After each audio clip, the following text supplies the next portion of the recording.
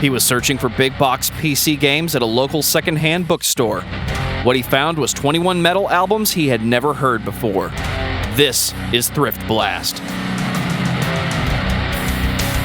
Welcome to the first episode of Thrift Blast. I am your host, Daniel Terry. I've got some cool stuff to show you guys. As the intro that you just heard said, I found all these CDs in a bookstore and I wasn't even looking for them, but now I've found them. And I've got one here for you that I think you're going to really like. This band is called Exhausted Prayer. Their album, or EP, I haven't really decided if it's an album or an EP yet, because it's super long. It's over 30 minutes long. And it's called Looks Down in the Gathering Shadow. It took a long time for me to realize this band was called Exhausted Prayer because they've got one of those band logos that is completely indecipherable. I don't know if you've seen those memes online where somebody just takes a whole bunch of sticks and takes a picture of them, and they're like, "This is my new band logo." It's one of those. It's not terrible, but it's definitely leaning in that direction. What caught my eye right off the bat was that I have no idea what the cover artwork is supposed to be. It's like a weird, like, stone fleshy picture with a whole bunch of red, which isn't exactly blood. It's either blood or lava, and I really can't tell. But I was like, well, this has got to be heavy, so I'm going to pick it up. Whenever I put it in, I was immediately blasted by a song called Now Grief.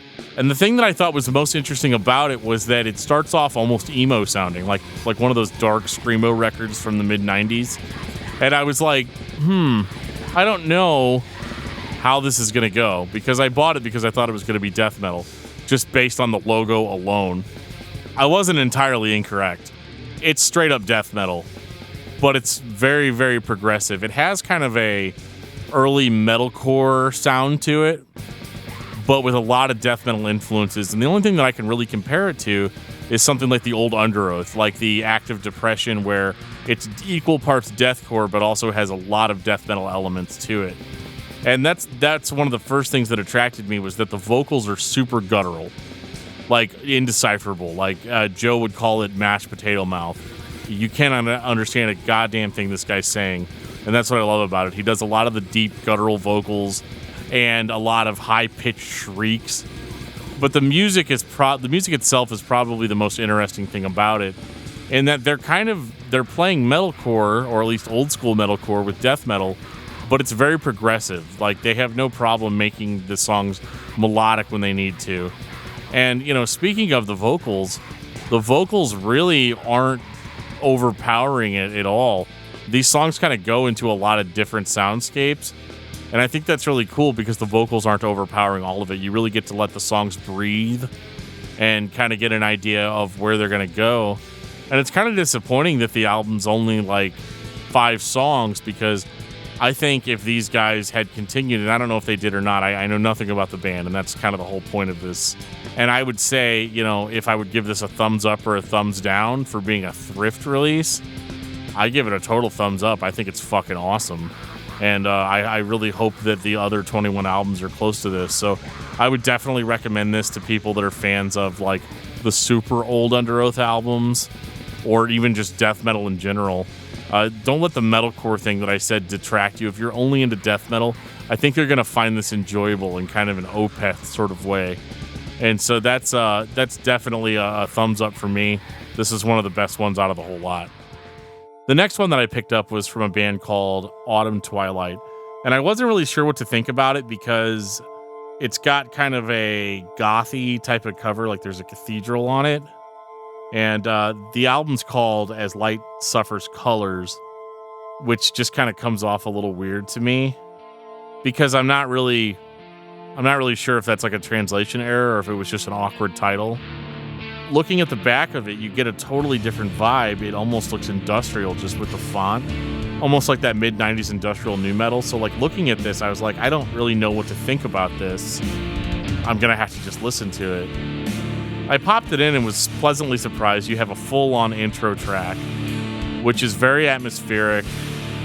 There's nothing really heavy going on.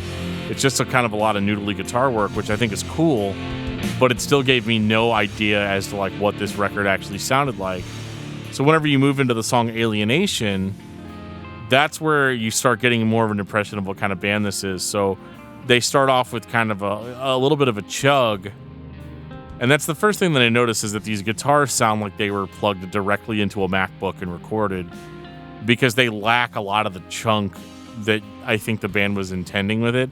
I think this band is trying to be heavy, basically, but where they're failing is the production quality is really holding them back, because I don't really get any type of immediacy from the chug or anything. So it's kind of like, what are they trying to do here? And then the vocals kick in, and I was like, okay, now I get it. And they are going for kind of a gothic, maybe a little bit of doom metal sound. And what I think is interesting is, as much as I criticized the way the rhythm guitar is on those chuggy parts, it's really the lead guitar work that steals the show here, because it sounds like it was produced in a totally different studio than the rhythm guitar, which is very odd and not something that I was expecting at all. But this dude plays some like really cool melodic guitar lines, and he creates all of the atmosphere for this record. And the vocals are a mixture of clean female vocals and clean male vocals, but then every now and again the male vocalist will do like a death growl, which I think would fit better if the rhythm guitar was heavier and more punchy. So what you get is, it almost sounds like you're sitting in an apartment listening to an Opeth concert across the street. Maybe it's not that bad. I mean, the production quality's not that bad, but you might understand what I'm trying to say here, is that like it wants to be like a death doom band. I think it largely just succeeds as a gothic metal band that occasionally has some death growls, because I don't think this achieves the level of heaviness to call it doom metal. I mean, I would say that Black Sabbath's first album is probably heavier than this. And, that was recorded in the late 60s, so I think they could have done better in this department. But I did find the album, whenever I kind of let that go, I was like, okay, this is not going to be heavy. And so I kind of moved on from that, and I was like, okay, well, this is all about atmosphere, and they take you in a lot of different emotional places. And so I would say probably the strongest aspect of this is the lead guitar work, and it's pretty much the only reason that I'm here. And so I would give the album definitely a thumbs up, but with the understanding that this is not going to be a super heavy, brutal band. And I don't know what their other releases sound like. I definitely look forward to hearing them if they have other releases. This sounds pretty good, so I'm hoping if there's another album out there for me to listen to that it's like this, only better. And I'll move on to my third one here for this episode. Now, this is interesting because it ties into another band that I actually really like. But this one's called Subterranean Masquerade. That's the band name. And the album title is Temporary Psychotic State. And what I thought was cool about this is I had no idea. I was just taking a guess that this was a metal album just because it was put out by the End Records, which is known for doing, more like gothic metal stuff. So this was a buy just based on the record label. The cover artwork, I'm not really sure what to say about it. It's just a shitty looking room with a bunch of paper strewn about all over the floor. But the cool thing is whenever I opened up the jewel case, this is only a 2-song album, so I'm going to call it an EP. It's 17 minutes long, so I think that qualifies it as an EP.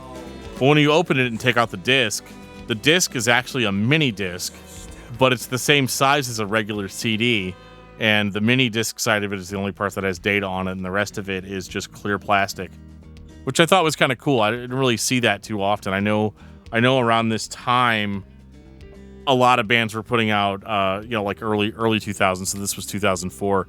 A lot of bands were putting out their EPs and stuff on like little mini discs. They almost look like, if I can make a video game reference, they look kind of like GameCube discs. They don't have a lot of data on them, but I don't think they really needed it for this little 2-song deal.